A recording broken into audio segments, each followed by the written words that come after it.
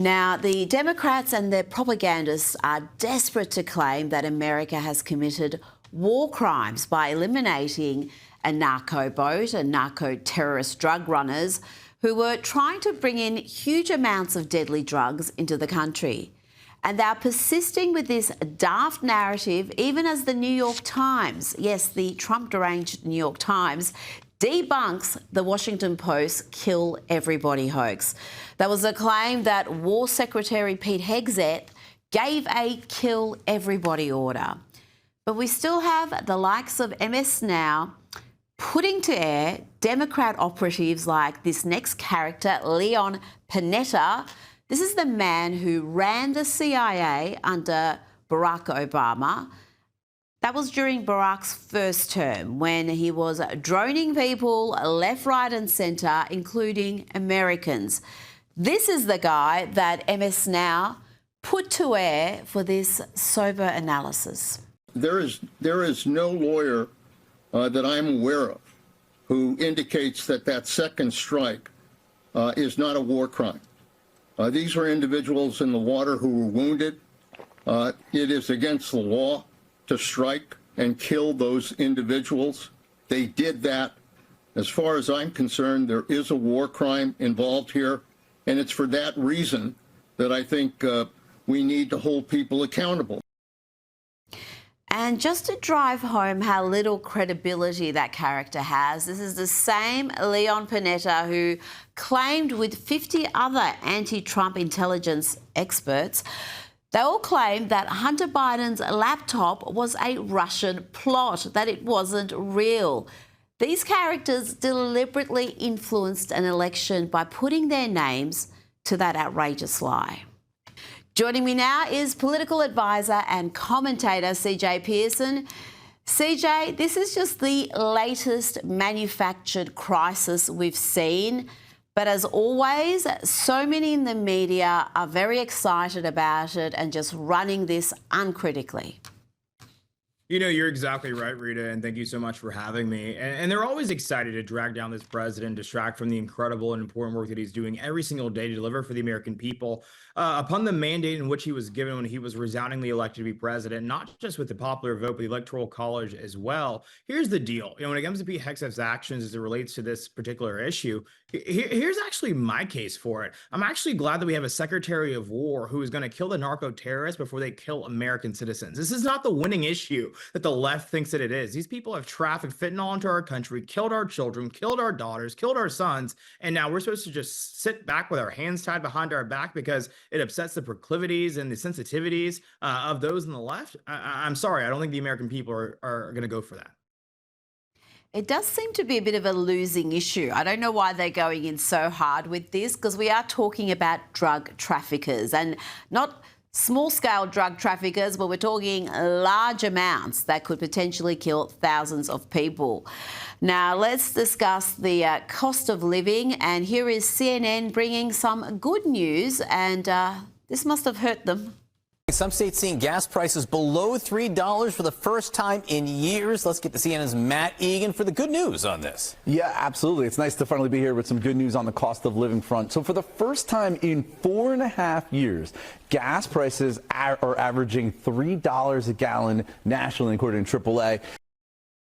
CJ, that report went on to say that there are 20 states across the country where the average price of gas is less than $2.75 a gallon. How big a deal is that? Is cost of living still a top-tier issue? Is it the top-tier issue?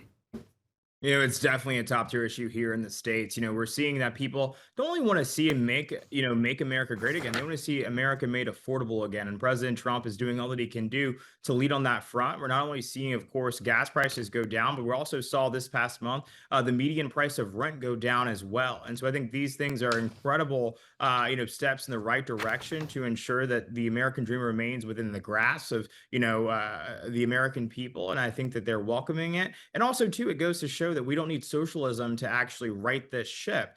We don't need the vision of Zohran Mamdani to fix this problem. Capitalist solutions do work. Hard work policies do work. And I think that's exactly what we'll see more of from this president in the months and years to come.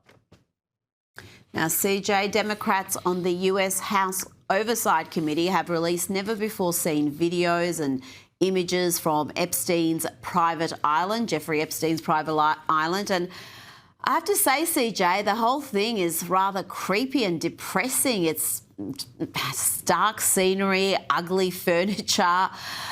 But it's quickly emerged after this footage was released that the Democrats who are demanding full transparency have again redacted information. And that is information and images that investigative journalist James O'Keefe had already released. Why are they doing this? They did this with the email release a couple of weeks ago. Yeah, they're redacting this information because it probably implicates them. If you look at all that footage, I would have to ask whether or not that footage actually came from Bill Clinton's Meta glasses, but I know they didn't have those back in the day. Because of course he had a firsthand view of everything that was going on that island because he was a frequent visitor to that island. And so, the Democrats have, again, have tried to milk this so-called scandal for all that it is. It's actually really unfortunate because it distracts from the real victims of Epstein's depraved actions. Those people deserve justice. And I think that Republicans and Democrats both agree on that front, but the way in which the Democrats have sought to politicize this issue, and they showed that they did not give a damn about it until this president was in office, tells you everything you need to know about their actual intentions and their sincerity when it comes to justice being brought for the victims of Epstein's terrible crimes. CJ, we've been talking about the Trump administration cracking down on fraud in Minnesota, and we've also heard President Trump's damning comments about Democrat Ilhan Omar. Well, let's hear from the Congresswoman. Always been a racist, a bigot, a xenophobic, and Islamophobic. We know that he called African nations in his first administration. Most of us are citizens. On our passport, it says we are nationals of this country. We love that Minnesota has welcomed us. Many of us have not been settled in Minnesota. We chose it as a home because the Minnesota people and the state is beautiful and very welcoming. And we are going to be here regardless of what the president has to say. I almost thought for a second there she was going to say, we love this country. I think it's pretty clear that Ilhan Omar does not love America. But what do you think about the clash between her and Trump? And do you feel that those who have been granted asylum and a second chance at life in America have an obligation to be patriotic and at least be a little bit grateful to their new homeland? I would definitely agree with that. You don't get to flee one country and try to turn our country into the third world country that you fled. It's just doesn't really make much sense to me as to why we would allow that as a part of government policy. But I'll tell you, I'm not surprised to see Ilhan Omar and President Trump on opposite sides of this issue and many other issues, because the inherent difference between the two of them is that our President Trump, loves this country. She does not love this country. I couldn't readily actually recall any single moment when she has said anything glowing about the United States of America at any time. I could tell you when she said great things about Somalia, a country that she refuses to go back to. But I cannot tell you when she has ever said something about why America is great, why she should continue to be great. And I think that should tell you everything about her and her politics. Now, CJ, there are reports that the Justice Department is close to a decision on whether to seek new indictments against former FBI Director James Comey and New York Attorney General Letitia James. A Democrat-appointed federal judge dismissed the cases against Comey and James on a technicality, but without prejudice, meaning these charges can be refiled.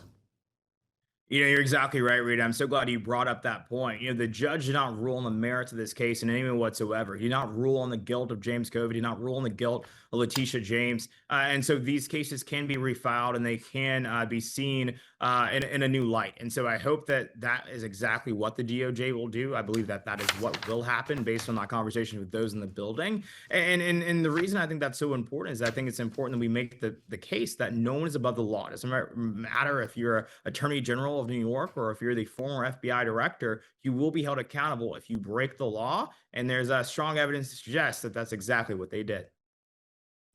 President Trump has been all about returning manufacturing back to America, and he plans to reset fuel efficiency standards for cars in an effort to boost manufacturing and lower prices. Let's hear from the president and then the Ford CEO, Jim Farley. You know, I won the auto workers vote, but now even the head of the auto workers said Trump is the greatest president we've ever seen. And he happens to be right about that. We were number 2 last year in EV sales. We were number 3 in hybrid, and we're the leading brand for combustion. We believe that people should be able to make a choice, as you said, Mr. President, and we will invest more in affordable vehicles. This allows us to invest in affordable vehicles made in the U.S.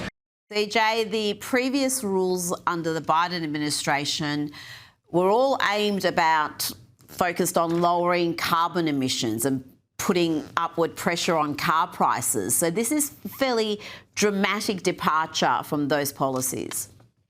Yeah, you're exactly right, but it again underscores the president's commitment to making America affordable again. You know, as the CEO of Ford just said, this is going to allow them to refocus their attention and reprioritize the importance of making affordable vehicles right here in America, which means more American jobs and more accessibility for these vehicles for everyday American consumers. And so, again, President Trump is delivering on the promises he made when he ran for president. This isn't a surprise to many people who I think are paying attention, but it's welcome news for many people who have felt the brunt of course, the record high inflation that we suffered under President Joe Biden. And I think it's welcome news all across the board from people in every corner of this country. Before you go, I played footage earlier in the week of the White House Christmas decorations overseen by Melania Trump, and it's quite a contrast to what we've seen in recent years under the Biden administration, which featured some fairly bizarre decorations and performances. This year it's a dramatic departure, CJ. How do you see it? Do you miss the Biden colour and frivolity that we're seeing on one half of the screen? Well, Rita, you know me. You know there's nothing I miss about Joe Biden in any way whatsoever. But what I'll tell you about this, when I look at these incredible decorations, what I see is that we're not saying happy holidays anymore. We're saying Merry Christmas. Christmas is back in the United States of America, and President Trump has played a key part in that, along with our incredible First Lady, Melania Trump, as well. CJ Pearson, thank you so much for your time tonight.